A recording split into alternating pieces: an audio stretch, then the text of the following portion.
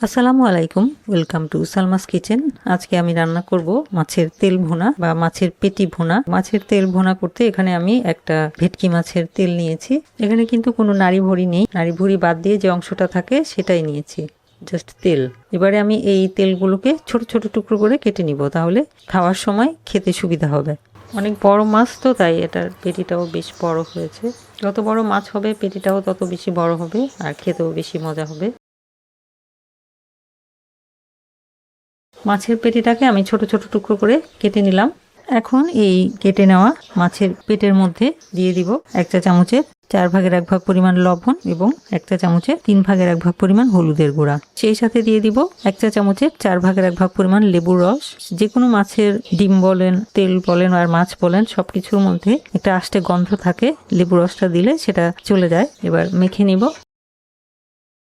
মাখানো হয়ে গেলে লেবুটা আমি কেটে নিয়েছি, কেটে এরকম টুকরো টুকরো করে এর মধ্যে দিয়ে দিব। তাতে করে রান্নার পর এটার স্বাদ এবং ঘ্রাণ দুইটাই কিন্তু অনেক বেশি ভালো লাগবে। আস্তে গন্ধটা একদমই থাকে না, খেতেও বেশ ভালো লাগে। মেখে নিলাম। এবারে 10 মিনিট রেখে দিব। 10 মিনিট পর রান্নাটা শুরু করব। ফিরে এলাম 10 মিনিট পর। কড়াইতে দিয়ে দিব 3 টেবিল চামচ পরিমাণ রান্নার তেল। সরিষার তেল দিয়ে রান্না করছি, আপনারা যে কোনো তেল দিয়ে রান্নাটা করতে পারবেন। তেলটা এবার ভালো করে গরম করে নিব। তেল গরম হয়ে গেলে দিয়ে দিব আধা কাপ পরিমাণ পেঁয়াজ কুচি।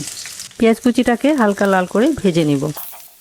পেঁয়াজ কুচি হালকা লাল হয়ে গেলে দিয়ে দিব 1 চা চামচের 3 ভাগের 1 ভাগ পরিমাণ আদা বাটা এবং 1 চা চামচের 3 ভাগের 1 ভাগ পরিমাণ রসুন বাটা। যেহেতু পরিমাণ অল্প, তাই আদা রসুন বাটাও অল্পই লাগবে, তবে পেঁয়াজটা একটু বেশি লাগবে। এবার আদা রসুন বাটাটাকে একটু নেড়ে চেড়ে ভেজে নিব। 1 থেকে 1.5 মিনিট ভেজে নিলেই হবে। আদা রসুন বাটাটা 1.5 মিনিটের মতো ভেজে নিলাম। এ পর্যায়ে দিয়ে দিব একটা টমেটোর অর্ধেকটা আমি পাতলা পাতলা টুকরো করে কেটে নিয়েছি। টমেটোটা দিয়ে একটু নেড়ে চেড়ে মিলিয়ে নিলাম। এবার যোগ করব গুঁড়া মশলা। দিয়ে দিব আধা চা চামচ পরিমাণ ধনিয়ার গুঁড়া, 1 চা চামচের 4 ভাগের 1 ভাগ পরিমাণ হলুদের গুঁড়া এবং আধা চা চামচ পরিমাণ লাল মরিচের গুঁড়া। সেই সাথে দিয়ে দিব স্বাদ মতো লবণ। যেহেতু আমি মাছের পেটির মধ্যে আগেই লবণ দিয়েছি, তাই এ পর্যায়ে শুধু মশলার জন্য লবণটা দিলাম। নেড়ে চেড়ে মশলাটা মিলিয়ে নিব। মশলাটা কষানোর জন্য অল্প একটু পানি যোগ করব। এ পর্যায়ে প্রায় 1/4 কাপের মতো পানি দিয়ে দিলাম। এবার মশলাটাকে ভালো করে কষিয়ে নিব। মশলা কষানো হয়ে গেলে, তেল আর মশলা আলাদা হয়ে গেলে দিয়ে দিব লবণ, হলুদ আর লেবুর রস দিয়ে মেখে রাখা মাছের পেটি। নেড়ে চেড়ে মশলার সাথে মিলিয়ে নিলাম। এবারে ঢাকনা দিয়ে রান্না করব 3 মিনিট। এর মাঝে ঢাকনা তুলে দুবার নেড়ে দিব। ফিরে আসছি 3 মিনিট পর। ফিরে এলাম 3 মিনিট পর। ঢাকনা তুলছি। অলরেডি তেল গলে গেছে। এর পর্যায়ে দিয়ে দিব 1 চা চামচের 3 ভাগের 1 ভাগ পরিমাণ ভাজা জিরার গুঁড়া এবং কিছু ধনিয়া পাতা কুচি। চাইলে কাঁচামরিচও দিতে পারেন। নেড়ে চেড়ে মিলিয়ে নিলাম।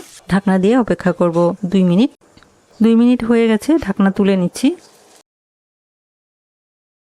রান্না হয়ে গেছে, চুলা বন্ধ করে দিচ্ছি। এবারে পরিবেশন করে নিচ্ছি।